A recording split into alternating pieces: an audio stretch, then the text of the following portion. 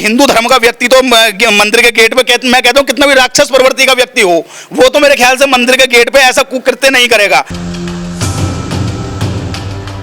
विधर्मी है तो 72 ऊर के पास भेज देंगे, और अपना है तो ऐसा नरक में भेजेंगे तो जीवन भर याद रखेगा, कोढ़ की बीमारी दे देंगे, सड़ के मरेगा।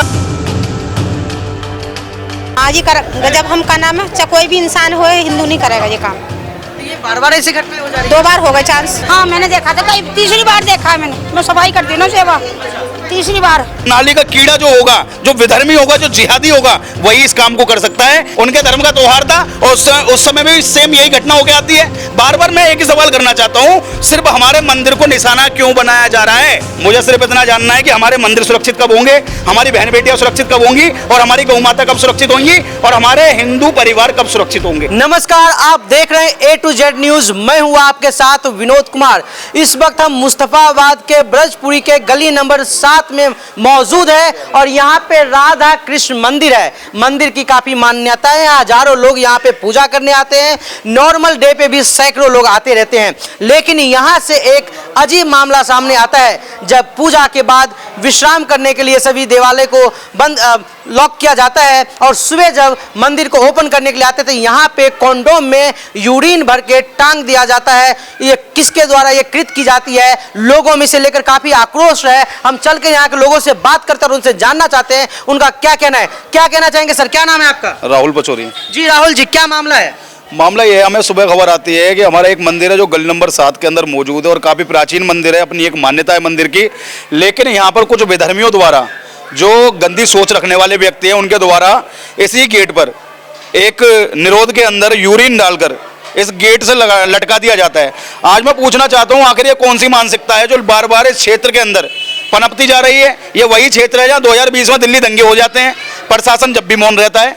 आज जब यहाँ पर यूरिन कॉन्डम के साथ लटका दिया जाता है, जब भी यहाँ प्रशासन मौन है। और इसके अलावा आज से पहले भी ये सारे मामले यहाँ पर हो चुके हैं। आज मैं पूछना चाहता हूँ कि ऐसी कौन सी गंदी मानसिकता ने यहाँ पे पहल ले ली है, ऐसा जन्म ले लिया है जो लगातार इस क्षेत्र में चल रही है? चारों तरफ आप देख लो, इन्हें जिहादी मानसिकता के लोग इस पूरे क्षेत्र में आपको दिखाई देंगे। लेकिन मैं सिर्फ किसी पर आरोप प्रत्यारोप नहीं लगा रहा। यहाँ बात यह आ जाती है, क्या हमारा मंदिर ही निशाने पे है? किसी का और भी तो धर्म है कि जो स्थान है वो निशाने पे क्यों नहीं है? बार बार हमारे मंदिरों को निशाना क्यों बनाया जा रहा है? और उसके बावजूद जो प्रशासन है, प्रशासन अपना कार्य क्यों नहीं कर पा रहा है? आखिर प्रशासन कहाँ के विफल हो जाता है? ये हम बात करें नॉर्थ ईस्ट की, पूरे उत्तर पूर्वी दिल्ली की, तो ऐसी ऐसी घटनाएं हो रही हैं। अभी कुछ दिन पहले आपके मौजपुर के अंदर एक ही गली की 3 बच्चियां गायब हो जाती हैं जब भी प्रशासन मौन है। या छोटी छोटी बच्चियों के साथ बलात्कार हो जाते हैं जब भी प्रशासन मौन है। या चाकूबाजी से लेकर मर्डर सब कुछ हो रहा है, लेकिन प्रशासन सिर्फ मौन पे मौन होता जा रहा है। लेकिन सही तरीके से कार्रवाई आज तक नहीं हो पा रही है और जो भी आरोपी है वो खुले आसमान में घूमने में लगे पूरे। तो आप लोगों ने आरोपियों की पहचान कर ली है क्या? सीसीटीवी लगा है यहाँ पे? देखिए, आरोपियों की पहचान अब आप ही मुझे बताइए। कोई हिंदू धर्म का व्यक्ति तो मंदिर के गेट पे मैं कहता हूँ कितना भी राक्षस प्रवृत्ति का व्यक्ति हो,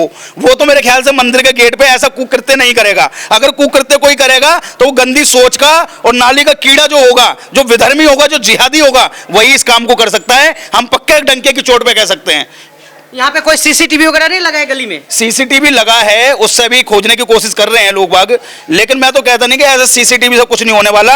एक तरफ दिल्ली की सरकार को भी मैं यहाँ घेरना चाहता हूँ। दिल्ली की सरकार जय श्री राम के नारे लगा देती है, जय श्री राम के नारे के साथ सरकार बना लेती है, लेकिन मंदिरों को आज तक सुरक्षित नहीं करा गया, हिंदुओं के घरों को आज तक सुरक्षित नहीं करा गया। जब इस दिल्ली के अंदर तरुण खट्टिक जैसे हिंदू की हत्याएं हो जाती हैं, लगातार हिंदुओं के घरों को निशाना बनाया जाता है। अभी आपका क्या नाम है, सादरा के अंदर एक हिंदू परिवार के घर में पथराव हो गया है, लेकिन प्रशासन कहाँ है भाई साहब? प्रशासन को तो मैं कहता हूं अवैध जो उगाई कर रही है ना, उसमें प्रशासन व्यस्त है बहुत अच्छे से, लेकिन कहीं से कहीं तक आरोपियों को पकड़ने में कोई मेहनत कहीं से कहीं तक नहीं हो पा रही है। आमतौर पे आप लोग कांग्रेस को ब्लेम करते रहते हैं, लेकिन अभी ट्रिपल इंजन की सरकार कही जा रही है। मोदी जी, रेखा गुप्ता, फिर नगर निगम में भी, उसके बावजूद हिंदू की सरकार है और हिंदू असुरक्षित है। देखिए, मैं नहीं मानता कोई हिंदुत्व की सरकार है। सबका अपना एक एजेंडा है, किसी का हिंदुत्व का एजेंडा है, किसी का हिंदू विरोधी एजेंडा है। ये एजेंडे पे काम करने वाले लोग हैं। लेकिन मैं पक्का कह सकता हूं कि अगर हिंदुत्व की सरकार होती तो गौ हत्या प्रतिबंध होता है इस भारत के अंदर।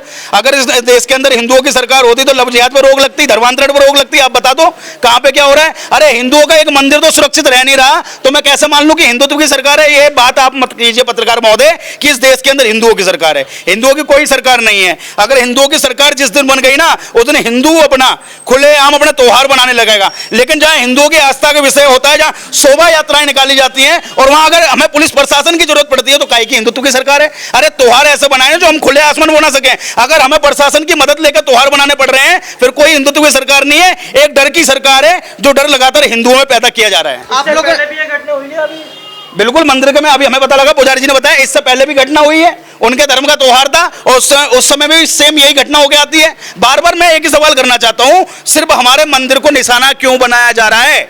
लेकिन मोदी जी तो कहते हैं सबका साथ सबका विकास। देखिए, मैं नहीं जानता मोदी जी क्या कहते हैं, रेखा गुप्ता क्या कहती है। मुझे सिर्फ इतना जानना है कि हमारे मंदिर सुरक्षित कब होंगे, हमारी बहन बेटियां सुरक्षित कब होंगी, और हमारी गौ माता कब सुरक्षित होंगी, और हमारे हिंदू परिवार कब सुरक्षित होंगे। ये हमारा सवाल है सरकारों से। कोई हम सरकार के विरोधी नहीं है, जिस सरकार को तुमने चुना है शायद उन्हीं सरकारों को हमने चुना है, लेकिन जिन्हें चुना है उन्हीं से हम सवाल करेंगे, ये हमारा नैतिक कर्तव्य है और उनसे हम सवाल कर रहे हैं, कोई विरोध नहीं कर रहे हैं आप उनका। लोगों ने इस घटना से संबंधित प्रशासन से शिकायत करा है? प्रशासन आए भी तभी, वो एक भाई है, उनके यहाँ कैमरा लगे हुए हैं, कैमरे की छानबीन करी जा रही है, लेकिन मैं कहता हूं इतना दुरुस्त प्रशासन क्यों है?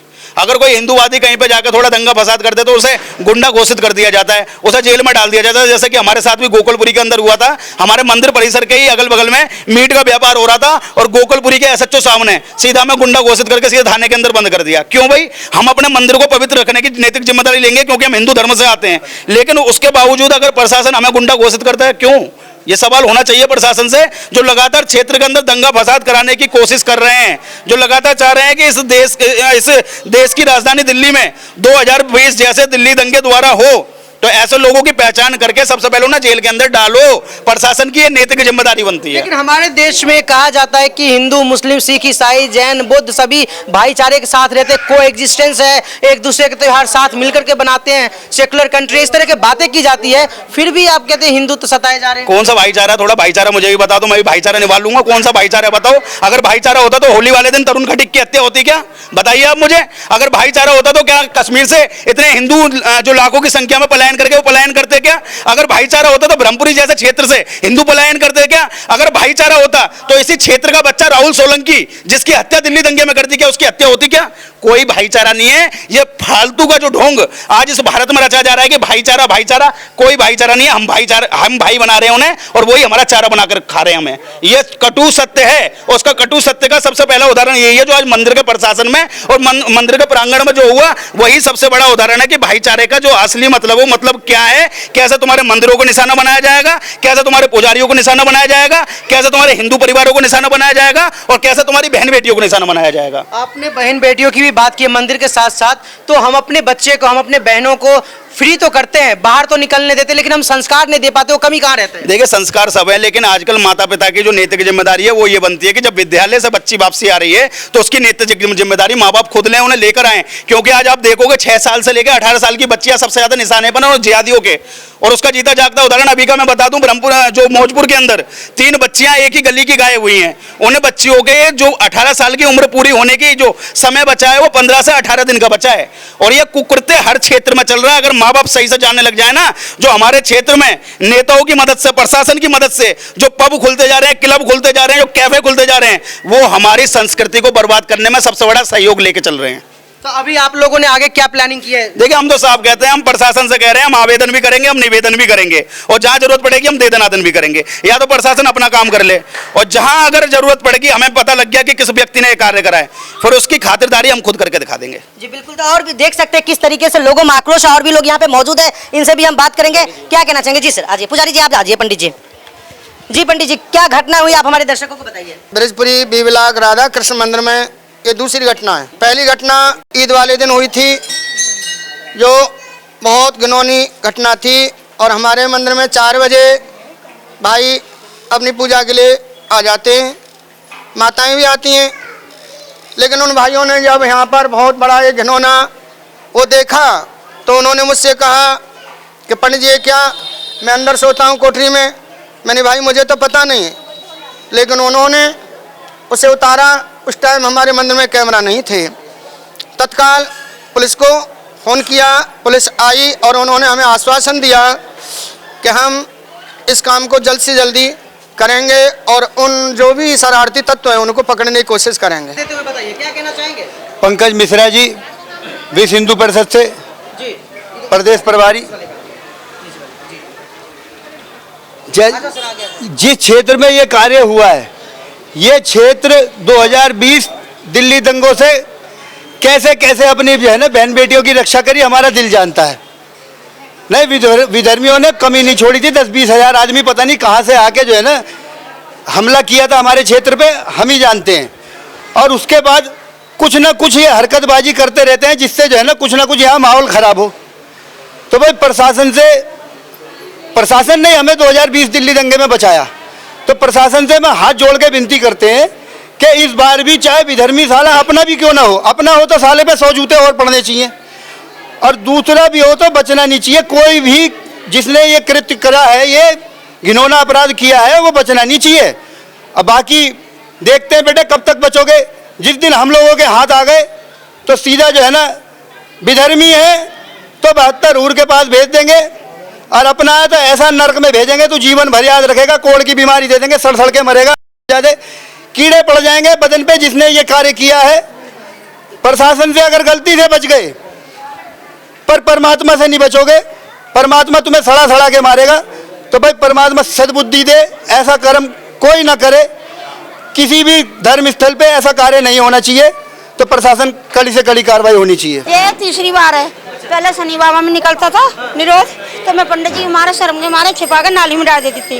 अब मैंने पंडित जी से बोला था ईदवार दिना कि पंडित जी मांस ठंग रहा है, तो पंडित जी बोले बेटा ऐसे रहने दो, छुटाना मत, सफाई करके घर को जाओ। तो हाँ मैंने देखा था, कई तीसरी बार देखा है मैंने। मैं सफाई करती हूँ ना सेवा, तीसरी बार।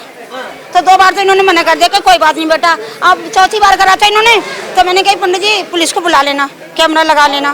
तो कैमरा लगवाए भैया ने। अब उसमें चेक करा ना तो कैमरा बंद हो गए थे, कोई आया नहीं। फिर हमने पुलिस बुलाई 5:30 बजे, जो रात की शिफ्ट में लेते हैं यहाँ पे भाई साहब, वो आए। भाई साहब ने पंडित जी वो आए थे रात की शिफ्ट वाले, तो वो बोले कि कोई बात नहीं, मेरी रात की ड्यूटी में जा रहा हूँ, सुबह वाले आएंगे वो काम करेंगे। वो चले गए। और फिर मैंने पंडित जी से बोला कि मीटिंग जोड़ो, तो मीटिंग जोड़ी पंडित जी ने।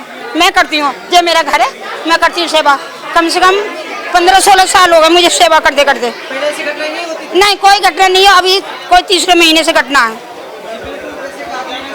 क्या कहना चाहेंगे इस तरह की घटना? यही कहना चाहेंगे कि भाई जो दिक्कत हो रही है वो पूरी होनी चाहिए, ऐसा नहीं होना चाहिए। होना चाहिए कि इतनी 2 घटना हो चुकी है, गंदगी जो डालते हैं मंदिर में, दुनिया भगवान की पूजा करते हैं, और हिंदू तो करेगा ना, हिंदू काम तो करेगा नहीं ऐसा गंदा। हाँ जी जब हम का नाम है, चाहे कोई भी इंसान हो, हिंदू नहीं करेगा ये काम। तो ये बार-बार ऐसी घटना हो जा रही है? 2 बार हो गए चांस, जब से ईद हुई है 2 बार। मंदिर तो खुला रहता है। आप लोगों ने पुलिस में शिकायत नहीं करा? पंडित जी ने कही होगी, इन्होंने करी होगी, दोबारा करिए ना, दोबारा कांड हुआ जब करिए, जब ईद का माहौल था, लड़ाई फेंक जाती है, करी थी। अच्छा ना करी, अच्छा करी ही पहले, सुनवाई ना आई, सुनवाई नहीं होती, पुलिस शिकायत पे सुनवाई नहीं करती। कोई सुनवाई ना आई। तो इधर पुलिस तो घूमती रहती है, शाम के टाइम गश्त वगैरह करती है, ऐसी घूमती है, अपना चक्कर मारती है, चले जाते हैं। पिछले कुछ समय से इस तरह की घटनाएं रिपीटेड हो रही है। तो कौन सा वो शरारती तत्व है जो यहाँ के सौहार्दपूर्ण वातावरण को बिगाड़ना चाहता है, जो दंगे भड़काना चाहता है? सच्चाई जो भी है वो सामने आना चाहिए, और जो कल्प्रिट है उसे ऐसी सजा मिलनी चाहिए ताकि इस तरह की घटनाएं रिपीट ना हो सके। फिलहाल अब तक के लिए इतना ही। कैमरा पर्सन मनीराम के साथ Vinod Kumar, A to Z news, Delhi.